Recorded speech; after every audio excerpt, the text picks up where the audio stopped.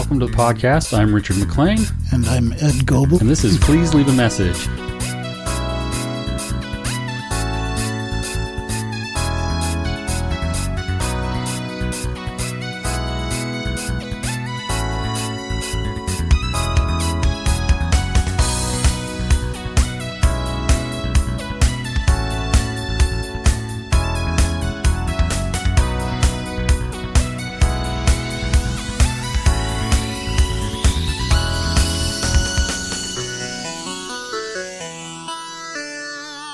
This will be Season 3, Episode 8, and overall this is Episode 37. We are called Please Leave a Message because we do have a phone number set up that you can call. The number is 801-SKETCH-1. That's 801-753-8241. You can call us. You can leave us a message. We like to hear stories. We like to hear questions. And if you do call and leave us a message, then you can be on the show with us. You can also find us at pleaseleavemessage.com. Anything that we talk about that's a visual or something that we're talking about that's something you might want to look at, I'll post pictures on Instagram at Message Podcast. Or if you want to send us an email, you can contact us at pleasepodcast@gmail.com.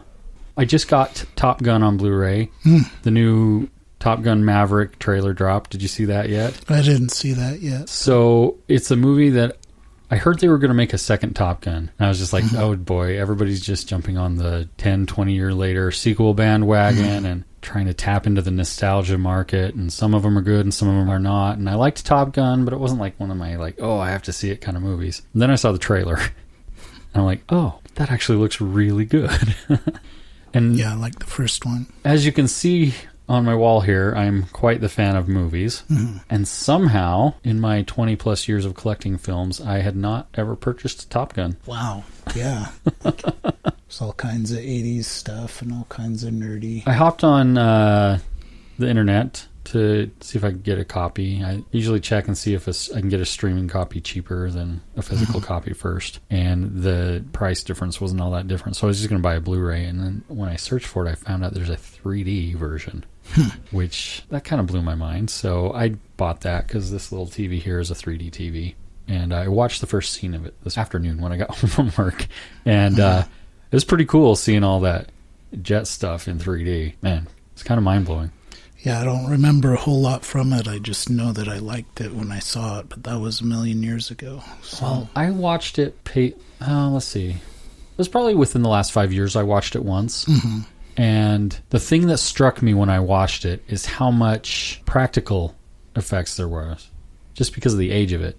They didn't have CG at the time. And so there weren't like all of the exterior shots of the planes except for some of the like the close-up actor ones. It was all like real footage of planes and stuff. And I was struck by how gritty and real it just was and how grounded it was compared to all the plastic CG that we get to view these days. I was really hoping when I heard they were going to make the sequel, I was like, well, probably won't look as good because they'll probably use a lot of CG stuff for it. Well, but things are getting more and more realistic with all the deep fake stuff they're talking about and all the deep this and deep that. They are. I found, though, that as an animator, when people are going, oh, it looks so real, it doesn't to me. Oh, but what I thought was awesome is to hear about the Solo movie, how somebody took Harrison Ford's face and pasted it on top of the other actor's face. Okay. So, like, you know, to have, like, the real, like, Han Solo in that movie. That's I see what you're saying. Okay. Yeah, the deepfakes are kind of cool.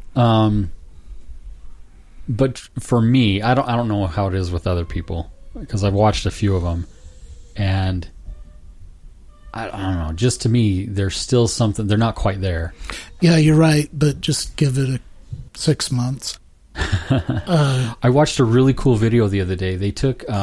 Did you ever see? It was The Mummy. It was the third Mummy movie, the Scorpion King one. And that horrible, horrible, horrible CGI at the end with The Rock. Yeah. It looked awful. And so there's these guys that do, they run a little special effects house, I think is what they do. And so they do these videos on YouTube. And what they did was they redid that scene. And so they fixed all the problems with the CG and actually made it look really good. And that's how they redid the face of The Rock, is they used a deep fake technology to replace the head that was on there, because he did that movie The Scorpion King, so they had that whole film to reference for the faces, and it looked really good. I'm like, man, I want to copy that off the internet and insert it into my DVD copy of it, because it looks so much better. No doubt.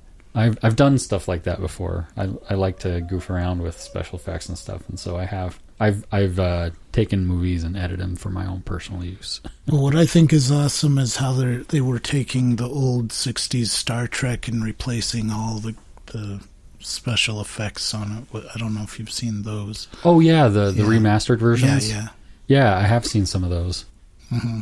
And I can't remember if they said they were going to do that with the original Galactica or not. But that'd be interesting. But I have the original Galactica on Blu-ray. I have the the TV movie, like the thing that they introduced the show with. Mm-hmm. But I haven't watched the series since I was a kid. Yeah, I'm not all that impressed with the newer series, but the old series is one of my favorite things. I always did enjoy that one. It's made by the same person that made Buck Rogers. Okay, and that's probably why I always got the two of them mixed up when I was a kid. Mm-hmm. And then now I'm like, how did I ever get those two mixed up? They're like so different. I think his name was Glenn Larson. Okay. He was a member of the LDS Church. Okay. Or I should say Church of Jesus Christ of Latter-day Saints. There you go. And I was saying about Top Gun, though, I saw they did an announcement at Comic-Con, which was this week, and somebody had said that most of it was real. They didn't use CG. Mm-hmm. So they worked with the Navy, and they got real planes up in the air, and so that made me really happy. Because, I don't know, I like 3D. I'm not anti 3D or anything. I'm an animator, for Pete's sake, and so I really like the technology.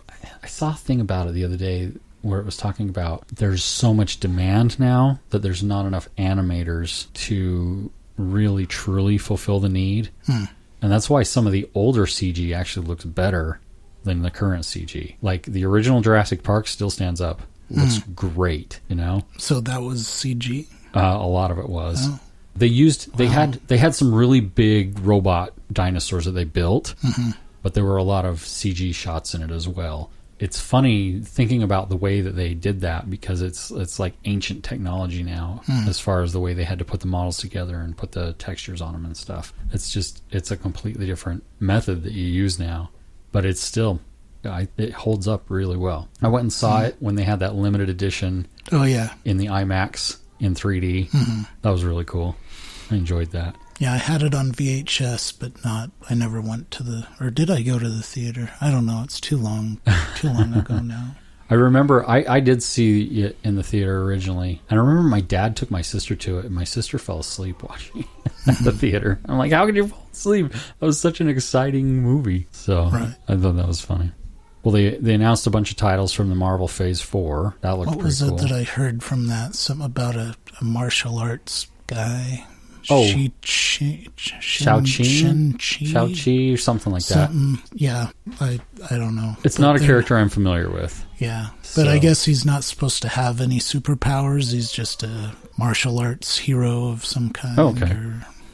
Yeah. The funny thing about I've loved the Marvel Cinematic Universe. I've enjoyed almost every single film, and I was a big comic book collector in high school, but I wasn't a big Marvel comic book collector. I picked up a few here and there, and I always felt like I fell asleep reading them. And so I love Spider-Man. I think Spider-Man's an awesome character. He has a great cast of villains, but every time I tried to read a comic, I was bored.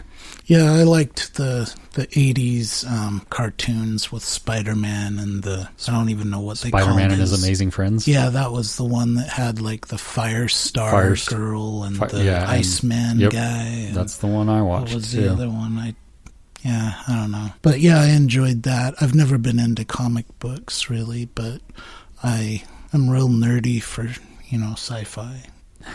Have you seen the new Picard trailer then? I have not, but I saw a website that had it on it today, and I tried to play it, and then I realized that it was time to leave work, and I didn't have any time. Well, they had like a little teaser trailer a few weeks ago, and it was one of those things where like, I'm really excited about this, but if they don't do it right, it could be really bad.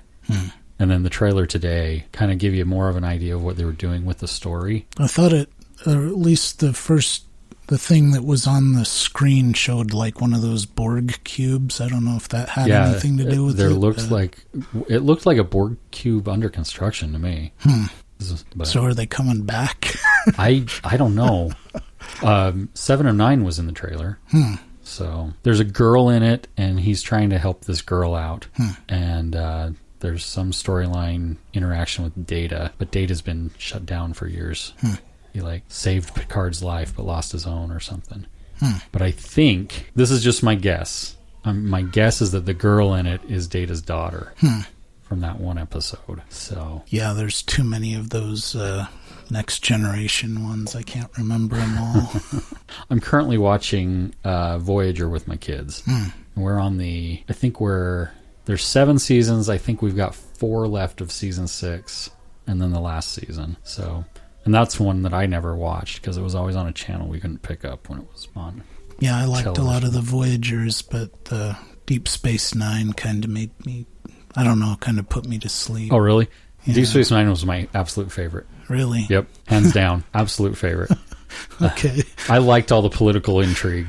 Maybe I'm weird that way. But I don't know. It just, the thing with it for me is that it's just a space station going nowhere, and and that's what I thought when they first launched it. A lot of the storyline has to do with everything that happens with the wormhole, and people coming through the wormhole and blah blah blah. I don't know. Yeah, but to each his own. Yep. I love Deep Space Nine. It's still my favorite. But I've liked all of them so far that I've watched. I haven't watched. I never watched Enterprise. Oh, I love Enterprise, except when they started to get towards the later seasons where they had like all these, I don't know, insect creatures and stuff. I don't know.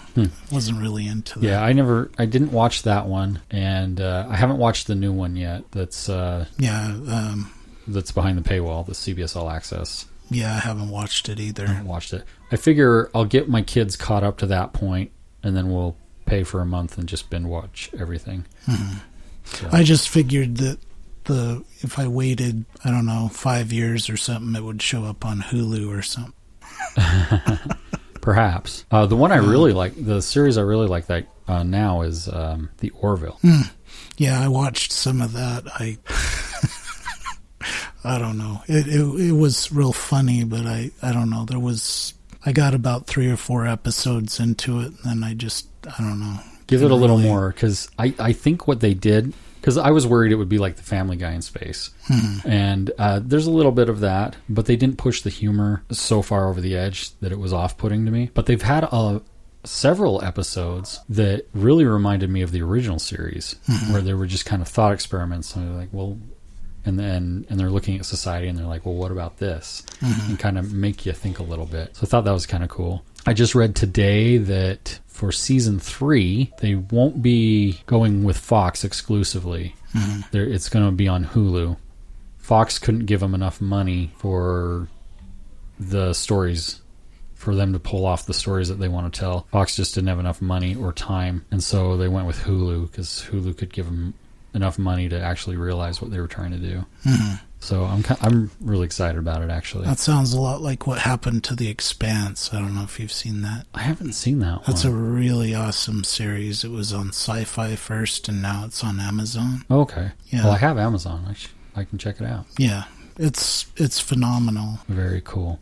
All right. Well, Ed, tell us about yourself a little bit. Well, I'm a computer programmer for a living, and I program in the C# language, and I do what's called React and some other technologies like that. I work for a subsidiary of the University of Utah in genomics, or at least that's, I work with geneticists and bioinformaticians to create software that they use. And, it's a lot of genomic analysis type stuff for cancer and whatever, that they're doing DNA tests for and so forth. Okay, well, cool. I did a C# class in college, and I think I barely passed. At one point, my dad's a programmer, and so at one point I had aspirations of being a programmer, and I remember I goofed around a lot with BASIC. I remember writing stuff in BASIC. When I was in college, my first time around, they offered a class called Java for Artists, because I was in the art department, but they were trying to kind of get us a little more technologically savvy. Savvy. Because we did, stuff with 3D animation and Photoshop and all this stuff. We were doing a lot of stuff with computers, and so they were trying to get us a little more into the coding side of things. But I don't think that teacher really knew how to teach artists. It would be tough to figure out how they cross, where they cross over. But I did work for a company where I had a contract with them once that I was driving plotters that created big, huge sheets of graphics for like wraps for cars and stuff. And those plotters were being driven by Adobe Illustrator. Okay. And so Adobe Illustrator had an API that I was hitting, and then I was interfacing with those plotters. Okay. And there was like a SQL Server database or something like that I was talking to with that. And so I've done lots of projects like that, but that's the only one that really crosses over into like art, Yeah, in fact, the only reason I passed the class is because I talked my dad into taking the class with me. Now, he's a programmer, but he's kind of an old school programmer. He mostly has worked on, it was basically IBM mainframes. Oh, yeah. Probably COBOL and he was actually RPG. RPG, okay. Was the programming language that he worked with the most. And so he wanted to get into the newer object-oriented programming, but he hadn't done it yet. And so I talked him into taking this class with me. And he was frustrated. He was so frustrated with that teacher. Like halfway through the class, he just gave up. He's like, I don't need this grade. And he just stopped working on it. But because he was in the class and I could ask him questions, I managed to finish all my projects. They didn't all work super great, but they all worked. And so I managed to pass the class. But my dad was literally, programmer for 20 years, and he's just like, screw it, I'm not finishing this. This teacher doesn't know what he's talking about or doesn't know how to teach people. Yeah, that would be tough. I mean, I started out in BASIC in junior high school, various flavors of BASIC, Atari BASIC. Yeah, the one I remember BASIC. was GW BASIC. Yeah, I never really used GW BASIC, but I went from Atari and Commodore BASIC to Visual BASIC, I think it was like the VB4 version back then, and then I went to VB6, and then, other Microsoft things after that. Now I'm getting into the Node and React stuff. It's the big thing right now. Yeah, I don't even know what that stuff is. But there's a lot of stuff going on like that. I keep trying to do that kind of stuff. All throughout college, both the first and the second time I went through it, I would take coding classes, so I've done HTML stuff, I did CSS, I did PHP, I did, I took that C# class. I took a C+ class too. That nearly killed me. Oh, that's tough. But there is a new flavor of C++ that's pretty cool called Rust. Yeah. Okay. Right now, so I work at Utah Valley University. I can take classes for free. That's my favorite perk. Oh, that's awesome. My absolute favorite perk. And so I've taken pretty much all the digital media classes that I can. My degree was in digital media with an emphasis in animation. And then I fell in love with audio while I was going to school there. And so even though I was in the animation department, all of my elective classes I took were audio classes. So I took every audio class I could. So I've been working there 4 years. I think I've almost exhausted all the audio classes that they teach. There's maybe one or two more that they only teach once in a while that I haven't quite worked into my schedule. I'm to the point where if I want to take my audio stuff further, I need programming and I need electric engineering kind of stuff. And so I've talked to a counselor over there. I want to start taking, I think they call it computer engineering, because it has both coding and electric engineering stuff as part of that degree. So I I want to start doing that, but my math isn't quite where it needs to be in order to take those classes. So I got to do that. But there's stuff that I want to do with audio, but I got to be able to build hardware and software to be able to do it. There's like, I've got these ideas for some programs, but I don't have the ability to do it. And nobody else has built a tool that does that. And so they're all audio restoration types of things. Yeah, I thought about, getting various degrees in this or that or the other. I just, I started out in school back in the 90s, and then I just kind of got into this, and, I've got 20 years experience now doing programming. So as far as the industry is concerned, they don't care. It's the fact that the other stuff that I do, they do care, but that stuff doesn't pay the bills. Oh, I see. Yeah, it's the programming stuff I want to do, and if I was of the right mindset, I would just, pick up a book, read through, try to figure it out on my own. Yeah. And I've tried to do that, but it's a different language, and I find that with certain types of things, trying to teach myself, I just fall on my face over and over again. Yeah. But if I get some formal instruction, that I do much better. Well, but I've still struggled with those programming classes. Yeah, the formal instruction is good, and it teaches you how to research, and it teaches you how to write academic papers and everything, But you can't be truly independent if you're in some kind of field where, or at least, if you're trying to be a contributor to a certain field and you're in some kind of establishment, they're kind of deciding for you what paradigms are and what you're supposed to write about and what, those kinds of things. So there's two different sides to that. But then if you go the way I went, where you're kind of self-trained in everything you do, then you're going to face the kind of rejection that I face, with just about everything. So, well, the one thing I do like about UVU is that it started out as a trade school. And so everything they do is very hands-on. I never had to take, because I'd already graduated when I went back to school there. And so I didn't have to take all the core classes, the English and math and all that stuff. I just got to jump in right to the stuff I was trying to do. And it was all very hands-on. I think I wrote 4 papers the entire time I was there, and 3 of those were extra credit. Yeah. So, and I liked that. It was very hands-on. It wasn't a lot of theory. I've heard that, so BYU has a really nice audio studio. They have great recording studios. And so we've had students go over there and use them from time to time. The observations that they make is that they've got all this great equipment. Nobody there knows how to use it. So, they're not getting hands-on. They're doing all papers and a lot of theoretical stuff. Whereas over at UVU, you're getting a lot of hands-on stuff. So. Yeah, and I think in the end, that's more of value, Yeah. I know they like to hire our students from UVU for their audio department. Yeah, that wouldn't surprise me at all.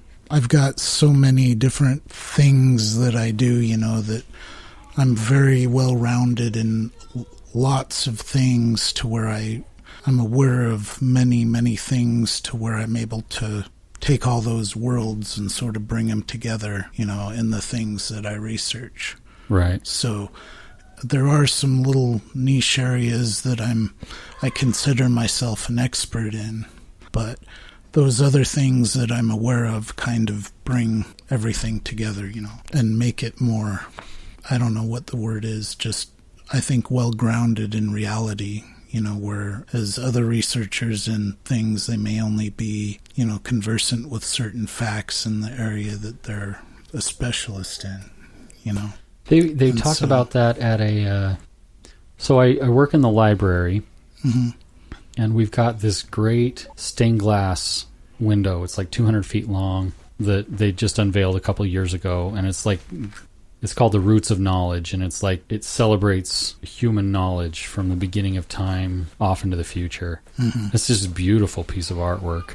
They took them 10 years to get it all put together. As part of that, they have a speaker series, and they bring people in to give lectures in that hall where all this gorgeous stained glass is. And one of the professors that they had come in and give a lecture on was talking about how for a long time the schools have tried to compartmentalize and specialize people.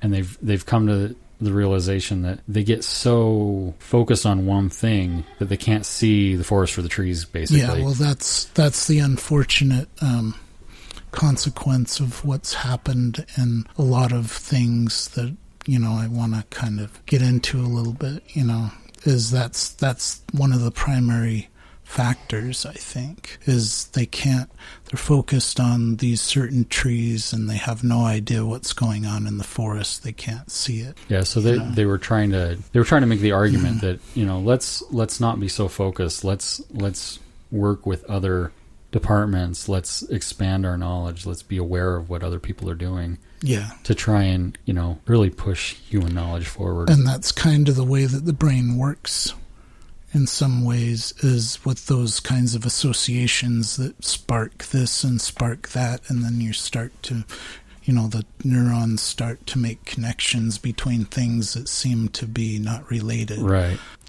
And there's lots of things going on in computer science that have to do with that kind of thing, And so it's really neat, the kind of age that we live in, but there's lots of consequences for the way academia is. Right. Especially in our church, there's lots of consequences of that. So you sent me all those papers that you'd written. I started reading. They're long, first of all. So I only got partway through the first one that you sent me. The first one I opened, which was the Zodiac and the alphabet stuff. Fascinating. Just absolutely fascinating. Is there anything you'd like to talk about? Get into as far as that stuff goes? That's part of the foundation of some of the things that are really important, because, if I don't want to take too much time on any particular thing, but the idea there is that, our writing systems have gone through evolutions, starting out with the pictographic stuff and the 3D types of things that they had in Mesopotamia, like tokens, they called them, or they call them, like they would use them for money or to keep track of things, and so they would start to draw pictures of those tokens, and they'd have other things that they would keep track of, tallies and this, that, and the other, and they had maps of kind of the stars and this, that, and the other, and they would keep track of the paths of different astronomical bodies and so forth and so on, like the path of the moon and the path of the sun, and then they would, in those different paths, they would imagine different patterns of those stars, so they would create constellations out of those patterns. And so since there's the ecliptic, and so the moon, the path of the moon is what each station of the moon on a different day is one of those zodiacs. And, so as they would go around in a circle in that zodiac, they would have all these different constellations, for each station of the moon in a 30-day period. So there were, or at least some of the early theories going back to like the 1950s and so forth and so on, they discovered these, they call them abecedariums.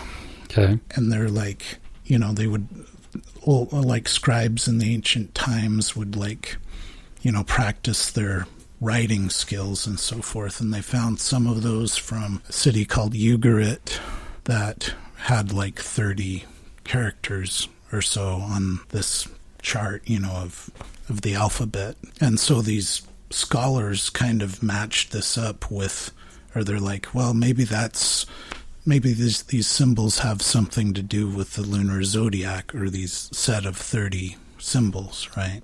So following that, I realized, because this guy he had the hypothesis that those 30 symbols were, there was one for each day, right, of this zodiac.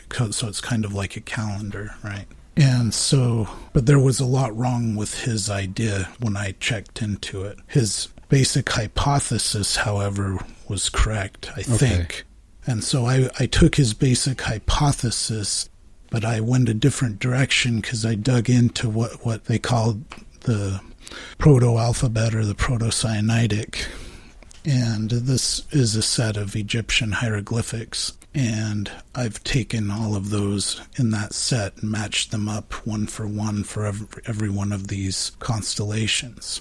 And so I've demonstrated that the original, what has come to be like the Hebrew alphabet and all these alphabets, are direct descendants of this alphabet that was made out of these 30 Egyptian hieroglyphics, right?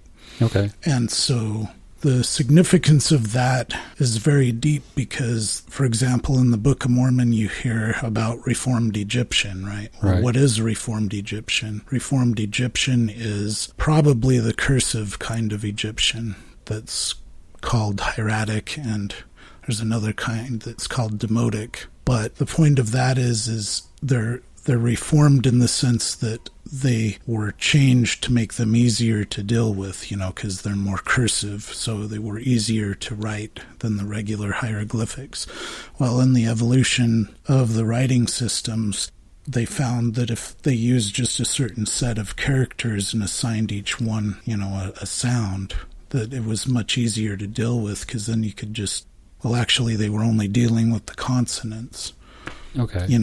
And so they assigned each one of those characters a consonant, and as time went on, this evolved into the Hebrew alphabet, the Greek alphabet, and then we get our Latin alphabet. And so if you say, what's Reformed Egyptian? Well, our own system is a set of Reformed Egyptian because it's descended from this set of Egyptian characters. Oh, very fascinating. Yeah. So with that, we have the concept of what's called iconotrop, and that means, or adaptation, where you take an existing set of symbols and you assign them a new usage.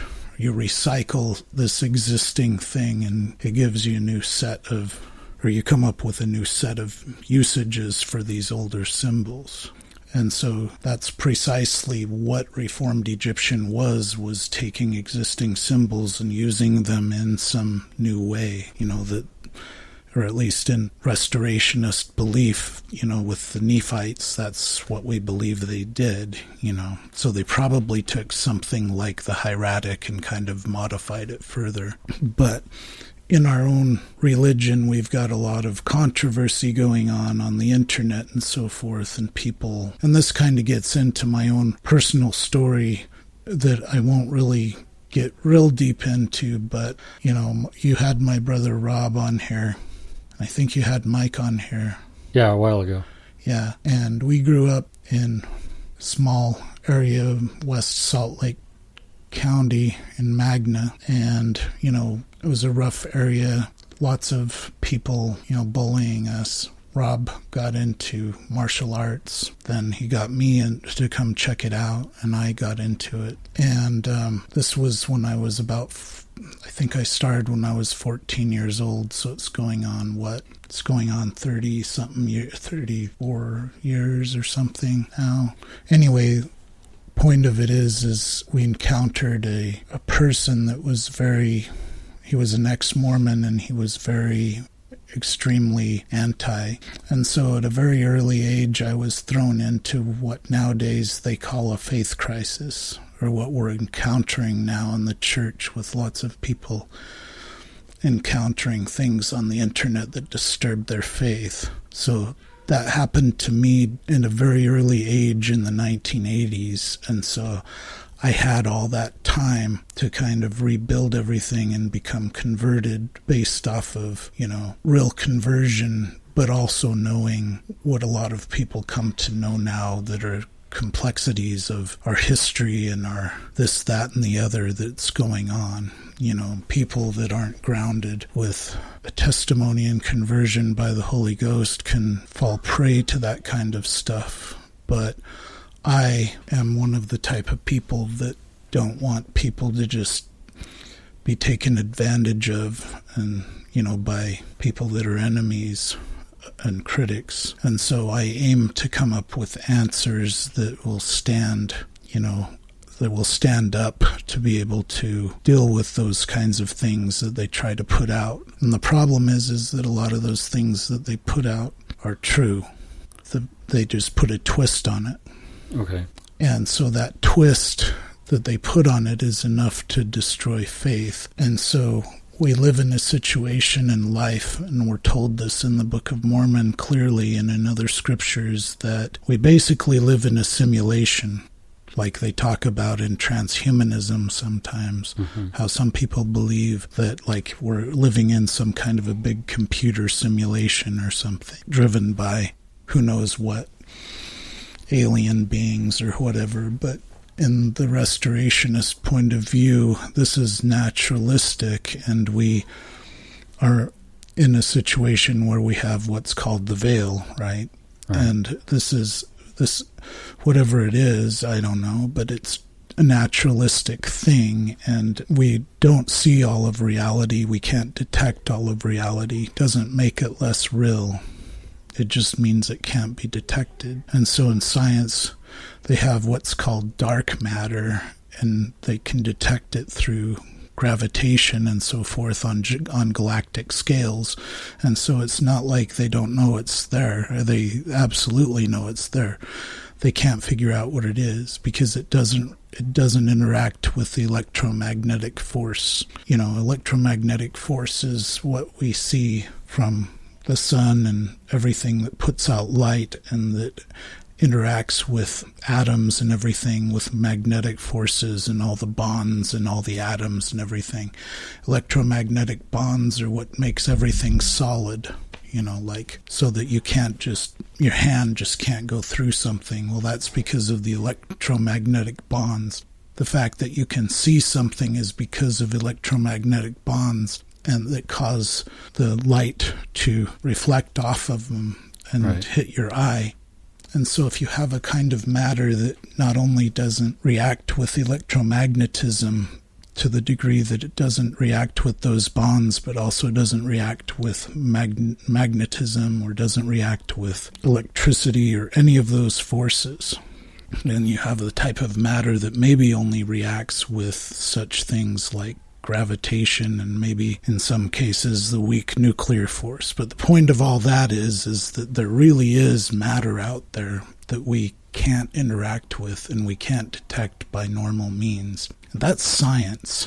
Right. And so for them to tell us that it's idiocy for us to believe in, you know, such things as spirit, well, spirit must qualify as something like dark matter, because it has a lot of those same qualities in the sense that it doesn't interact with light and these bonds and all this and that. Somehow it interacts enough to where our body is able to be controlled by a spirit and so forth. But I don't really mean to get off on a tangent, but this is the reality of the universe. Okay, this is the reality that we can't detect. So there's something out there where our life here is being driven by, you know, forces that we can't detect, where they intentional, and there's intelligence behind this where we are not able to detect everything that there is to detect. The other effect that this can have is not that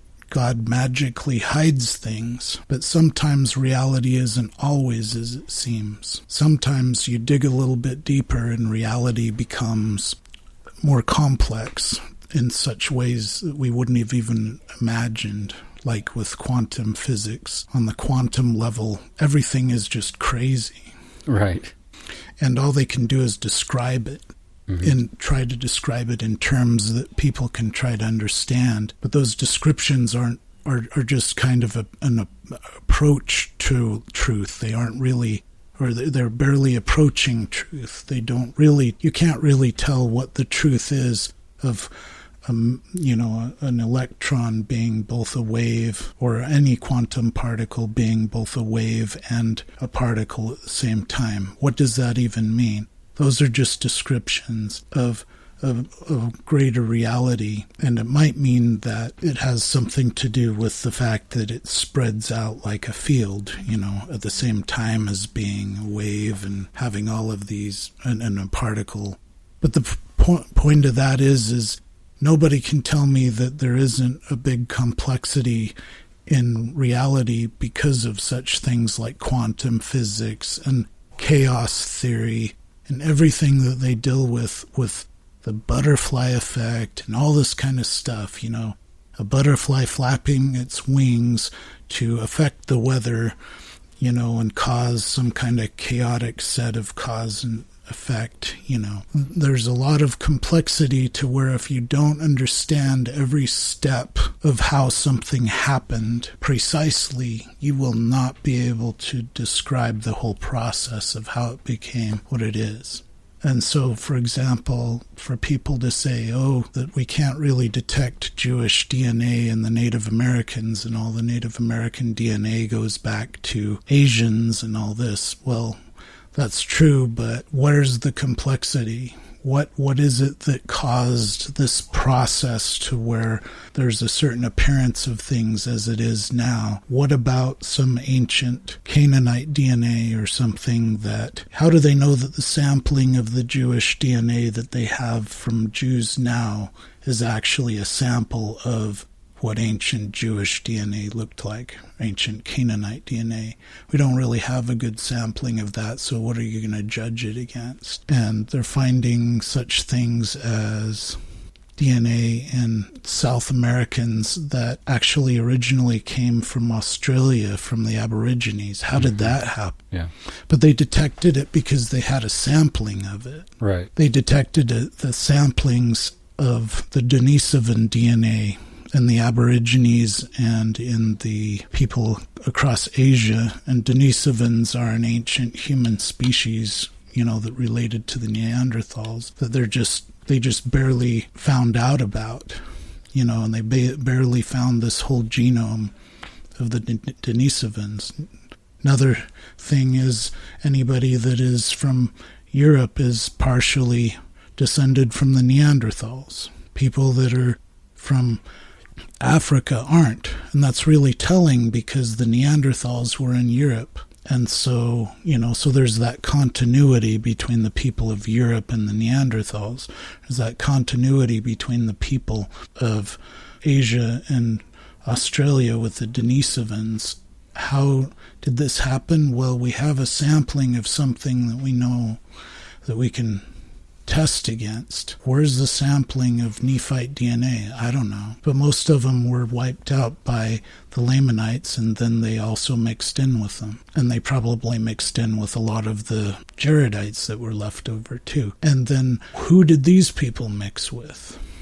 And so it goes on. And then there was these bottleneck events where everybody was wiped out by smallpox and everything like that. So there's these complexities that cause people to not take into account the whole picture and not have all the data, and then they go and they say, oh, well, look, this didn't turn out to be true.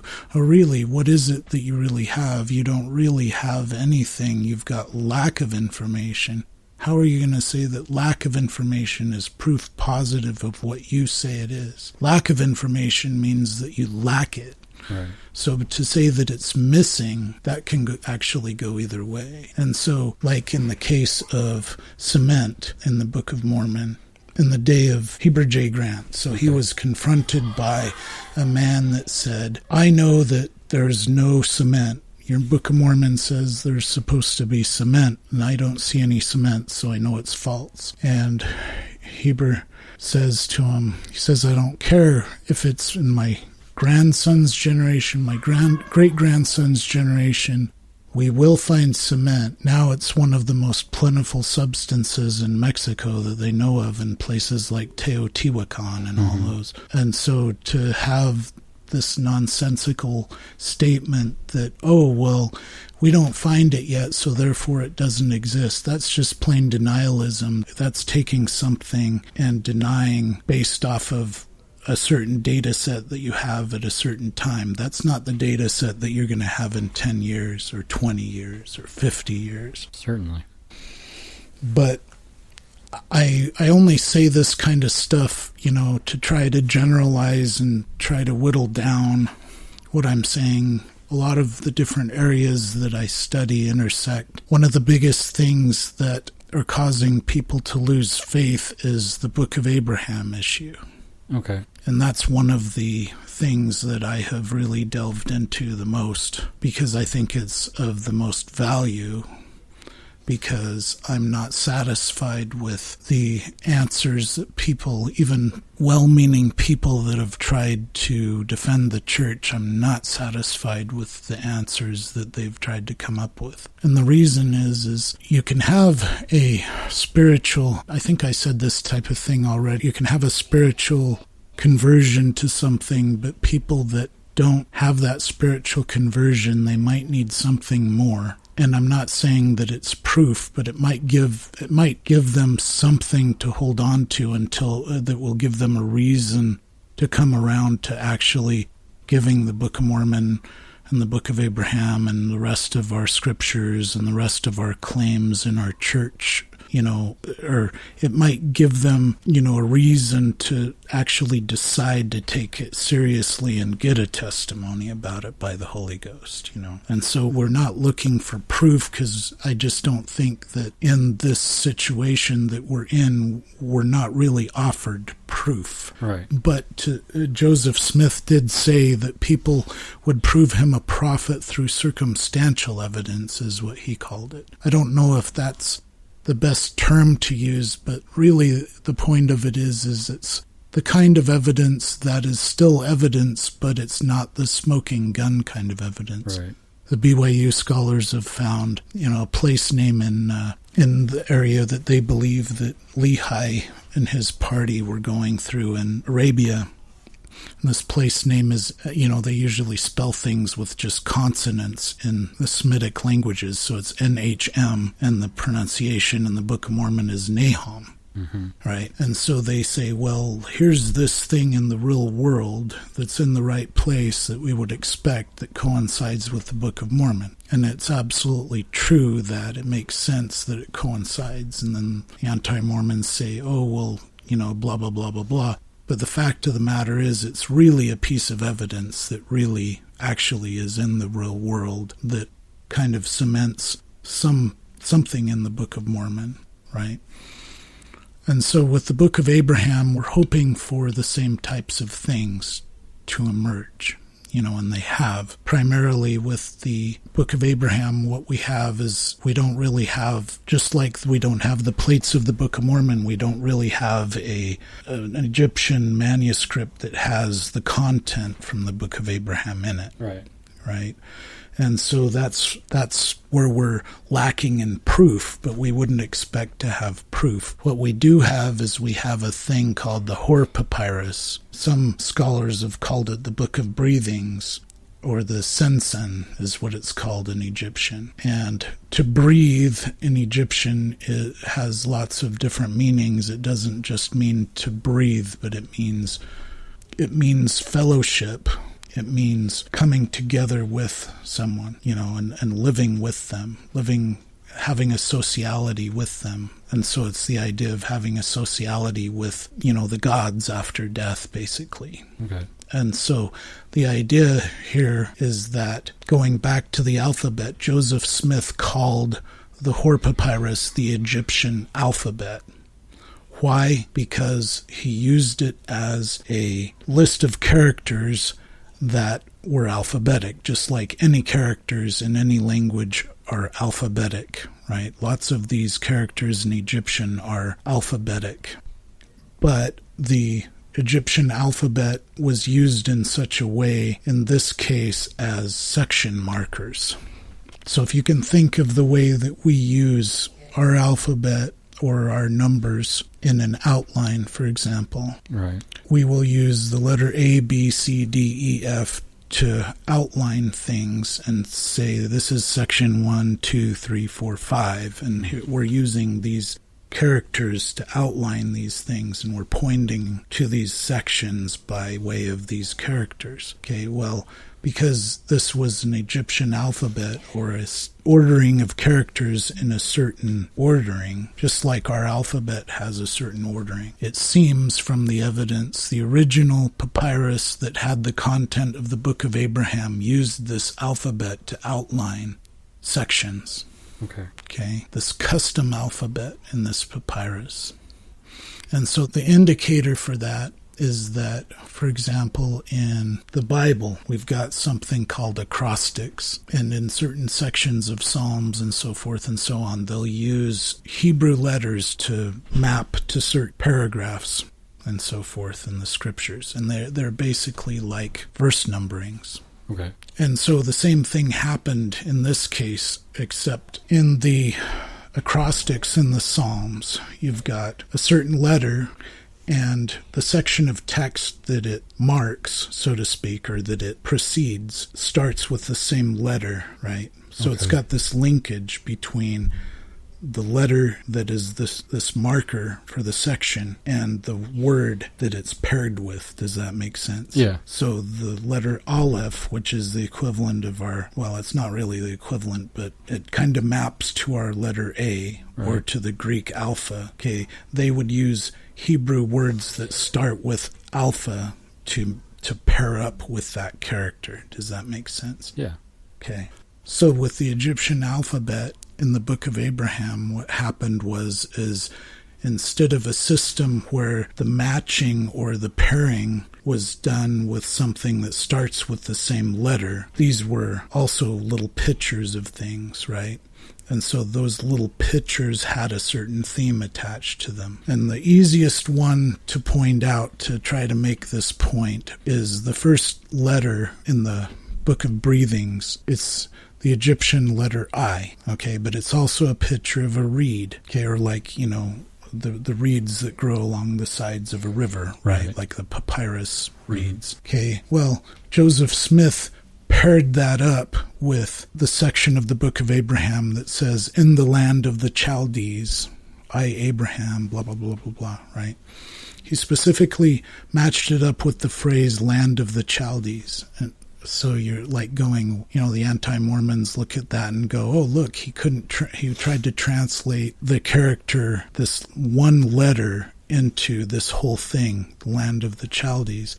Well, land of the Chaldees points to the ancient land of Sumer. That was another name for it. Okay. Their own name for their land is the land of reeds. Oh, well, there you go. Do you see what happened there? Yeah. That's called a pun. Yeah.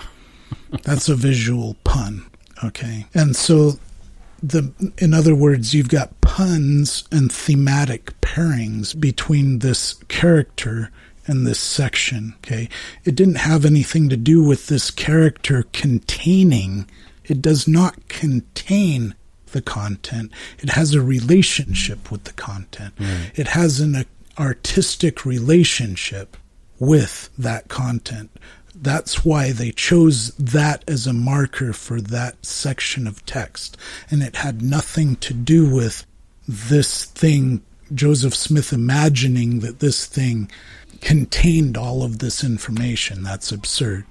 As a computer programmer, we use variables. Right. Right? You know everything about variables and how they work, right? Right. Same thing in mathematics, right? When you're doing algebra, you don't have a character with meaning when you're using variables until you assign it a meaning. Right. Until you assign it a value. So they take these things so literally, or at least the anti-Mormons do, and the Egyptologists in the church take them so literally that they missed the forest because they're looking at the tree, right? Yet Hugh Nibley and Michael Rhodes look at these pictures for the Book of Abraham like in the round thing. It's called the hypocephalus or hypocephalus, depending on how you want to pronounce it. This facsimile 2 of the Book of Abraham. The middle character in that picture is supposed to be Kolob. Okay. And it's figure 1. The Egyptian designation for that is Khnumra. Okay, well, what does Khnumra have to do with Kolob? Nothing. Just like X has nothing to do with the number 2. Okay. It depends how you use it. What does the reed have to do with land of the Chaldees? Nothing. It doesn't contain the message, land of the Chaldees. When you pair them together and you create a relationship with them, then they start to have a relationship, and then there's sense that's made out of it. But that pairing is the thing that is the critical thing that makes it have sense, right? And so the mistake that the current scholars in the church are making, like Brian Hauglid that just put together the latest Joseph Smith papers volume with Robin Jensen, who is another historian. Here we have Brian Hauglid that is not even an Egyptologist. Okay, and they criticize me that I'm a computer programmer. Brian Hauglid, he's into medieval studies and Arabic. That's his thing. Yet here we have Brian Hauglid and Robin Jensen, these people have nothing. And the critics that they deal with, like Dan Vogel and Brett Metcalf, these people have nothing. They have no background in Egyptology at all. Yet they're criticizing me because I'm self-taught in Egyptology. Yeah. Okay, but these people, in the church there's various scholars out there. Oh yeah, and here's the other irony. The group called Fair Mormon that used to be called Fair. I used to be a part of that group. And they rolled out the red carpet for this guy named William Scriver back in 2010, and I was there to film his presentation. Well, he had this idea about the Kirtland Egyptian papers, which is the set of papers that I'm talking about that have all of these pairings between the Egyptian characters and the English content, that basically Joseph Smith's working papers. Okay. And so the idea that they've had for these papers all along is just wrong, because they try to blame it on W. Phelps, who was a scribe of Joseph Smith. Right. And so they try to put the responsibility for these papers on him when he was a part of it, and he was actually called of God, just like Joseph Smith, so they were part of a translation council. Mm-hmm. Just like if you're in a ward council, it's not just the bishop receiving revelation, it's everybody that's involved in that council. So the fact that Joseph Smith's scribes had something to do with these revelations, it's not surprising that they would have something to do with these revelations, but it's also ad hominem to say that they couldn't have revelation and have input to these things, just like Joseph Smith. But anyway, the point is they try to say that Joseph Smith was not responsible. Yet most of the people that are making these charges don't have any training in Egyptology. And the ones that do are making all of these strange arguments, when if they would just use the same exact thing, or the same exact way that they try to defend other parts of the Book of Abraham, like those pictures I was talking about, the facsimiles. Right. Hugh Nibley and Michael Rhodes went through a lot of effort to dive into whatever system it was that was in play with those pictures, to try to figure out what relationship they had with the English text that accompanies them. And so if you pair up those explanations with those, it's like a Rosetta Stone. You start to see the system. And just like I said, Penumbra has nothing to do with Kolob. But Kolob was paired with the picture. Okay, what does that have to do? Well, Penumbra is the Egyptian god of creation, and the English for that section of the Book of Abraham is Kolob, the first creation. Okay. Right? Do you see the thematic linkage? Okay, so this goes back to the same exact system of puns between symbol and content that was paired with it. And so you have this original thing that was out there in ancient times, during the time of, the Romans and the Greeks in Egypt, where somebody decided to take this Egyptian alphabet and enumerate the sections of the Book of Abraham material with those symbols. And they chose those symbols because of the pun relationships and the thematic relationships. Okay. And so that's the exact same system that we find between the English pairings in the facsimiles. And so they're expecting the wrong things. And so how did I crack this? I cracked this because I discovered the connection between the reed symbol and the land of reeds accidentally one day. Okay. And then I started working backwards and saying, well, what's going on here? And then you could generalize, and I'm analytical. I'm a computer programmer. Same exact credentials as the guy that they rolled out the red carpet for in 2010. But yet they won't listen to me, and they treat me like garbage. So there's a lot of Egyptologists in the church that have similar opinions to these other people, that like Phelps was responsible for the Kirtland Egyptian papers and so forth and so on. But none of them, the Robin Jensen and Hauglid have put together now the idea in the new Joseph Smith Papers volume that Joseph Smith was responsible for the pairings between the Hor Papyrus characters and the English Book of Abraham content. And that's absolutely true, so we need to pay attention to that. Mm-hmm. The point is they now believe, like critics, that Joseph Smith was a pseudo-translator, and they say, well, he couldn't really do it, but so we need to redefine translation. Well, translation isn't always about content. Translation is sometimes about reconstituting or coming up with the ancient context of something, what was really going on with something, and explaining it. Sometimes that means what translation is. So if, Champollion was the guy that cracked Egyptian in the first place with the Rosetta Stone. Well, if you have English content, okay, let me go to the Rosetta Stone. You had two sets of Egyptian sections, two Egyptian sections with two different scripts, okay? And these were unknown scripts. Then you had the Greek script that was paired with it. Okay. So you see the pairing, right? Mm-hmm. You see the principle of pairing. And you have to have that pairing to be able to crack it. So Champollion, he made certain assumptions and ended up being able to crack the Egyptian by way of having something known and working from the known to the unknown. Right. Okay. So what did I do? I took something where we had an English text and we had symbols matching up with them, but what was obvious to everybody is the symbols didn't have the content in them. Okay. So these guys are like, well, because they don't have the content in them, that must mean that Joseph Smith didn't know what he was doing.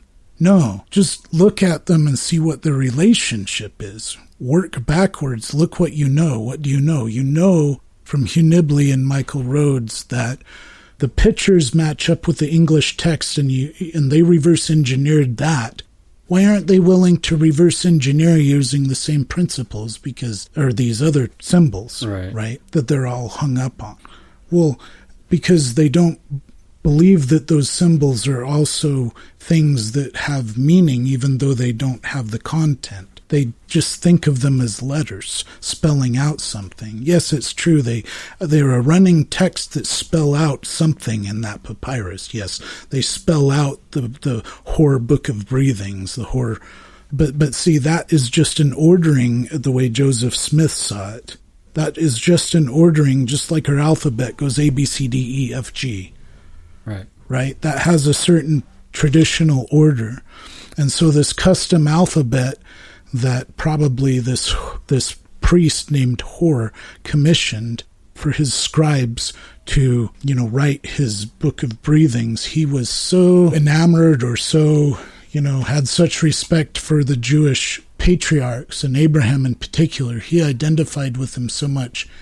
He wanted to have his own custom alphabet aligned with Abrahamic content. How did they do that?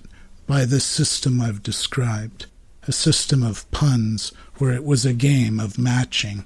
How can I match this letter with this section of text? What relationship can I make up where this has some kind of a pun between this and that? Okay, that's fascinating. Yeah, so that's the core. That's the core of what there's all kinds of other things that I work on, but that content is Egyptian alphabet and grammar.blogspot.com. That's my blog where I've got all that research material. I've got an academically formatted paper that's available for download on there that I tried to submit, let's just say, to a certain outfit that decided that they were just going to ignore it, so I just withdrew it. Or so it seems to me. I don't know. Maybe they've got another story. Who knows? I'm not going to wait around any longer to try to figure out what's going on. I'm going to move forward. Right.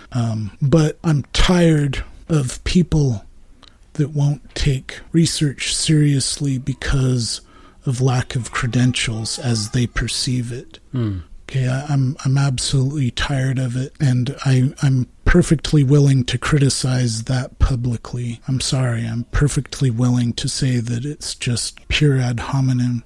Maybe you should edit this out, I don't know. But the point is most of the people that work on this stuff are not Egyptologists anyway, so what is their point? Right. What is the point? I've spent a decade and a half almost on this puzzle.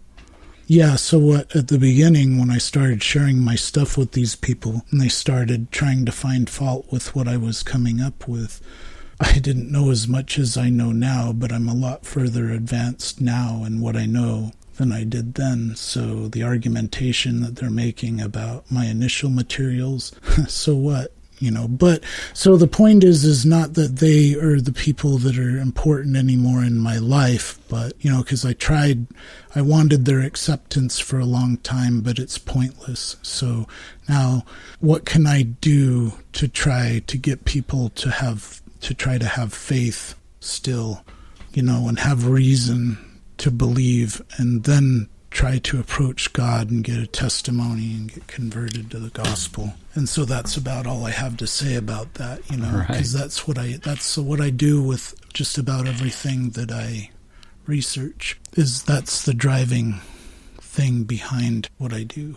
Okay, well that's great. My mission was in Texas, so there's all kinds of people arguing against us there, and so I was exposed to a lot of it there. Yeah. My mission president was like, just don't even look at that stuff. But I looked at all of it.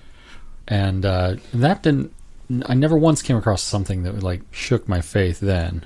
But a couple of years ago, I did come across something because I've never shied away from looking at that stuff. And I came across something a couple of years ago. I honestly, at this point, can't remember what it was.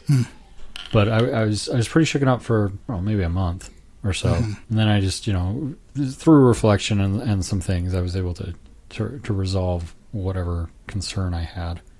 But that was a rough month, tell you what. And to tell somebody that they should just go pray and read the Book of Mormon about it is good advice, and it's what they need to do. But as missionaries, or at least in my era, we were taught what did they call it? Slipping my mind. The commitment pattern. Right, yeah. And resolving doubts so people could feel the Spirit was one big piece of that. Well, to tell people to not go out and look at anti-Mormon material is good advice. But what can be done in a practical manner once somebody has already fallen into that trap?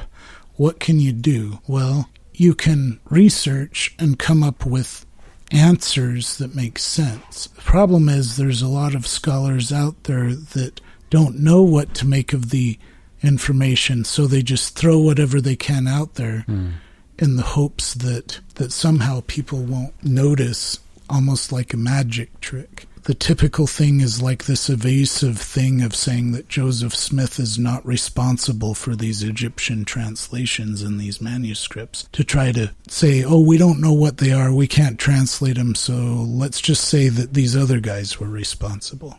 That's like a magician saying, don't pay attention to what I'm doing. Right. Let's just ignore this and let me give you this story that makes more sense to me because I can't make any sense out of that. Well, if they would just stick with it and dig and dig and dig until they come up with the thing that does make sense. It's not that there isn't evidence, it's that the evidence is there's a certain appearance and you have to go past that appearance, just like quantum physics. Right. Classical physics is the appearance. You go to the quantum level, dig into the quantum level, figure out what it is that's going on, and you have to go so far as to have something like a collider, and you have to smash those things apart to figure out what's going on. Right. Well, some of these things are puzzles that are, I won't say deliberate, that's not, because that would make God into like a trickster God or something. That's not the right thing to describe it. It's more like God is a God of nature. So when nature in its complexity with history happens a certain way, and you don't have every single step figured out, and, every single little thing in the history of that thing going through step by step to see how it got from point A to point B. It may appear to you that there's no connection between point A and point B. You've got to get to the root of why things happened the way they did from point A to point B before you can go, oh, I guess there's no connection. I guess I'll just give up. It's kind of like the cement issue that I just brought up, right? These atheists tell me science is self-corrective, and science is the best we've got, so we just got to go by science. Well, if science is self-corrective, that means when things like cement is found, then science corrects itself. What does that do for people that were affected back in the 1800s by no evidence for cement? Okay, so are they supposed to give up, and then later on they found they were wrong because the evidence for cement showed up? No, that's why we have what's called faith. Right. But still, you should make the best of what you have at the moment that you can actually find, and stop making up excuses and trying to do magic tricks to people to say, oh, don't pay attention to that. Look at this. No, delve into this puzzle and figure out what's going on. If this is really true, let's find out. Let's go into the guts of this thing without fear and figure out where we can find something that kind of makes sense. Right. Okay, it doesn't matter that we don't have all the evidence, but let's actually look at the evidence we have, because reasonable people accept reasonable evidence or reasonable explanations for evidence. Very good. We have a portion of this podcast that we call I Tick. Mm-hmm. We ask everybody the same 6 questions to figure out what makes them tick. Okay. This episode, we're featuring an interview with Robert Norton. He's a comic book artist. We'll feature that now. All right. We call this part of the podcast I Tick. We ask everyone the same 6 questions in an effort to figure out what makes them tick. So tell us your name and what you do. My name is Robert Norton, and I'm just one of the many guys out there that draw comics and hoping to make a living out of it while doing regular job and family life on the side. All right. Tell us your earliest memory. There's just a lot of vague images and feelings that I don't really know which one comes first. One of my earliest memories is because I'm the second oldest of 5 kids and my youngest sister. I remember coming home from school and looking in this basket, and there was a baby. Oh. That was my sister as an infant. And I was like, I kind of understood that there was a baby coming, but I mean, I was in 1st grade or something. So that's kind of one of my first memories, but there's a lot of just random, just playing toys in my hands, things like that. I don't know. Some people have very clear, like, this is my first memory. I don't really have one. I don't have one. Just a lot of good stuff. That's just a kid playing as a kid. Sounds good. Tell us a story from your childhood that's influenced your life. I call this the shotgun story. Okay. Any of my family who's listening to this will instantly know what I'm talking about. But I was, I'm going to guess, 11 or 12, something like that, living in southern Utah, Cedar City, where I grew up. And we lived in this house out on the edge of town, away from everybody. And everyone else was gone, but me and my 2 buddies went home to our house, and we were sitting in the house. It's like a double-wide trailer, and we're sitting at one end of it watching, I think we might have been playing Nintendo or watching cartoons or something like that. For some reason, I got this great idea. I want to go show him my dad's shotgun, which is at the back of the house. So it's a mobile home, so it's long, rectangular shape. So we're at one end, through the living room, down a hallway, to the back bedroom. It's like, it's a 12-gauge shotgun, huge, especially to small young me, and I pick it up, and I yell at my buddy down the hallway, Hayden! Yeah, come here. And I pulled the trigger. Boom. And so shotguns, they shoot pellets. Right. So it hit the jam. It didn't go through the door because the door was open, but right next to the jam, put a hole right into that jam. And it's a mobile home, so the walls are made of cardboard. Right. And then just peppered the ceiling all the way to the other end of the house. Now, my buddy had got up and had started to walk towards me. If he had been 3 seconds sooner, I might have killed him. Oh, my gosh. I didn't expect it to be loaded, of course. Of course. And so I sat it down on the bed, and they come back and like, what's going on, Norton? I'm like, I can't believe this. And then we're all like in shock. And then they're like, when's your dad going to be home? I'm like, any minute. They're like, well, the next thing I think I saw was like 2 trails of dirt flying down the road. They bailed on me. Yeah. So and the way the house sat, there was a main road and then a dirt road that came back to this. So I'm sitting on a couch looking through a window and see this little yellow Chevy truck coming down the road. I'm like, here comes death. I'm about to die. So I'm sitting there and everyone comes walking into the house and I'm sitting on the couch crying my eyes out. And I think my younger brothers and sisters have said, we remember coming in and you're just sobbing and crying.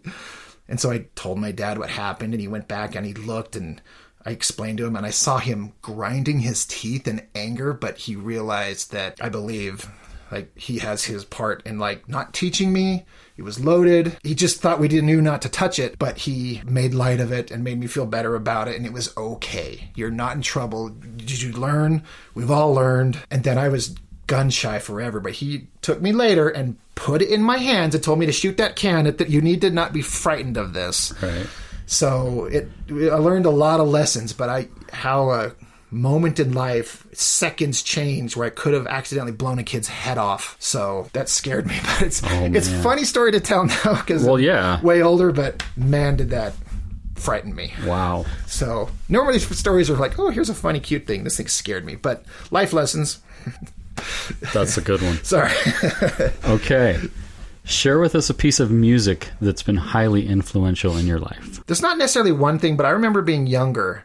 I started, as we've talked about, noticing music in movies and how much it moved the feeling. People talk about music as the soul of a film. Have you seen that clip where somebody took the ending of E.T.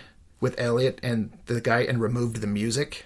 Mm-mm. Oh, you should look. It's the funniest thing. It's like, this is so awkward, but you put the beautiful John Williams score back in. I started noticing music in specifically Star Trek II, The Wrath of Khan, and Star Trek III, and also around the same time, the score to Aliens, which ironically is all the same composer. It's James Horner. Yeah. I just started mentioning to people, do you notice how good that music is? And most people are like, I don't even notice. I'm like, as I grew up, I'm like, you do notice, you just don't realize it because you are engrossed in it, but you don't pay attention to the music. So I started buying movie soundtracks left and right. I still have some of them on cassette tape, like just listening to the music. I learned very quickly that not all music was created equal. It's amazing when you find a composer who makes amazing music. James Horner, John Williams, James Newton Howard, just music like that. The last time I was moved by music was the scores to the reimagined Battlestar Galactica by composer Bear McCreary. Like 4 discs of amazing instrumental music, and I hadn't been moved by music in years. So those movies like that made me pay attention to music. Share with us a piece of media that's been highly influential in your life. And it can be any kind of media. A friend of mine, I think my brother had started collecting comics, and there's a lot of DC Superman stuff, and it was kind of interesting. A friend of mine found a pile of books, and he brought them to us, comic books, and just gave them to me. And one of them that I got, I can't remember the number, but it was an issue of Daredevil by Frank Miller. It's the issue where Bullseye kills Elektra. If you're aware of, most people are kind of aware of it. They kind of put that moment into that Ben Affleck movie, and I was aware of the character, but for a first introduction to a writer, an artist, a story that's this deep and serious, like it's a big book. I still have it and it's in horrible condition. But I was like, this is amazing. This is what these stories can be. It's like serious drama and it's just on the page and I'm moved by it. It doesn't have to be a movie or a TV or anything. It's just, this is amazing. And so it set the tone for a lot of stuff that I like, and then just started collecting comics regularly. But somebody just randomly had this one and just gave it to me. And you're right in the middle of a big, long run. And some people are like, that's hard to get into it when it's in the middle of a thing. But just pick it up and start reading, and you're engrossed in it. And so that specific one led to, I think, a long current to this day, interest in writing, drawing, comic book stuff. Tell us about your passion and why you do it. Drawing comics, telling stories. Very much interested in telling a story, not necessarily a one-off piece of beautiful artwork like we've discussed, but I like to tell a story. I've known people who are like, I'm going to tell this amazing comic book story, and they never do it. I want to be able to produce something, the blank page sitting in front of you and filling it and completing it. Even though there's so much other awesome stuff to do, that's the one thing that I want to sit down and I always come back to it. It never goes away. I get off work, I go home, and I sit down at the drawing table and just start going. And it's just, I don't know, you either have that drive or you don't. And there's no explaining it to somebody who doesn't have it. And I think everyone's got some kind of nerdy thing that they just go crazy on. And if you don't have it, you can't explain it. But this is what I do. This is what I have to do. I have to do this on some level. So not just the drawing, but telling a story and letting somebody have it and read it and judge it and tell me if it's good or bad or whatever. At least we tried. Here's something. Mm-hmm. And I like the idea that I'm leaving a legacy, something for my children to look at. They're going to look at all these pages that I've done when I'm dead, and they're going to be like, I wonder when Daddy did this and what this meant to him. And I have things like that from my dad. So there's also part of a legacy that I'm leaving for my children. Very cool. Robert, what makes you tick? I know a lot of people, as I've listened to your podcast, talk about their creative endeavors like I've just mentioned, and that is it. Because I've just recently separated from my wife, my passion is my children, of course, and I don't mean to sound like pretentious. I love my kids more than anybody else in their craft. But that's just heavy on my mind at the moment because of where I'm at. But of course, my children and all that, but just passion of what makes me tick, and just art and being creative. Just have to do it, and it creates a satisfaction inside me that nothing else fills. And again, you either get it or you don't. Yeah. So if you want people to see your work or to contact you or to hire you, how can they do that? Easiest way is just on Instagram. I have a DeviantArt account, kind of been offline for a little while just due to life stuff, but the easiest way is on Instagram. It's Norton12013. You can get a hold of me very easily there. You can see my artwork, you can see what I'm doing. I've got prints available, commissions I'm willing to do. Hire me to do something, that's great. But Instagram's the easiest place to get a hold of me. Excellent. Awesome. All right. Well, thanks for coming on and sitting in the hot seat and it's been a great answering time. These questions. Thank you. All right. Speaking of Hugh Nibley, his son, Alex Nibley, works at UVU. Oh, okay. He's in the film department. And he recently donated to the archives where I work a rack of 16 millimeter film. And it's a documentary that they filmed in the 80s. And they went all over the world, and those round things that you were talking about, they got pictures of those in Egypt, and we're talking about those. And yeah, there's a whole ton of them that they have pictures of. Yeah, so they've got this is all the raw footage that they shot making that documentary, and so they've donated it to the archives, and we've been kind of working with some of the students of the film department, figuring out how to restore that film. And they found a place to. The trickiest part was the audio. We weren't sure how we were going to digitize the audio, because they have canisters that are film, and that's the video portion, and then they have canisters that coincide with them that are coated with magnetic medium, and it's what the audio was recorded on. And we took a while to figure out how are we going to digitize that. And then the guys that were doing the digitization, or the students, they were at some place like checking out some equipment, and they're like, well, what's that thing there in the back? And it was the exact piece of equipment that was needed, and it was just this thing sitting in the back. Nobody had used it for years. They were just going to toss it. So they were able to get over there and get all that stuff digitized. So they're in the process of getting that film restored, but it's kind of fascinating having that all sitting there in our archives and see how much it is, and it's kind of interesting stuff. And it's interesting to hear Alex Nibley talk about how they tried to donate that stuff to BYU, and BYU they're embarrassed by Hugh Nibley, and that's too bad. There's all these. He's got a whole wing of the library named after him, but there's all this politicking going on, and it's kind of interesting to hear the scuttlebutt that goes on about that. Well, some people have got a lot of criticism for Hugh Nibley, but the grand majority of stuff that he came up with will be vindicated, and it still holds up. Yeah, people criticize me, blah, blah, blah, but the grand majority of it will still hold up. It might take somebody writing some commentary on it and backing it up with other materials, but the grand majority of it, regardless of what people try to say about it, it will stand up. Very good. Well, thanks for coming and being on the show with us. We've had a good time. And remember, you can give us a call at 801-SKETCH1. That's 801-753-8241. And just give us a call. We'd like to hear what you think of the show. We'd like to hear stories that you want to share, funny stories, spooky stories, whatever whatever you feel like sharing with us. And again, we're at pleaseleavemessage.com. We're at Message Podcast on Instagram, and you can email us at pleasepodcast@gmail.com. And thanks for listening.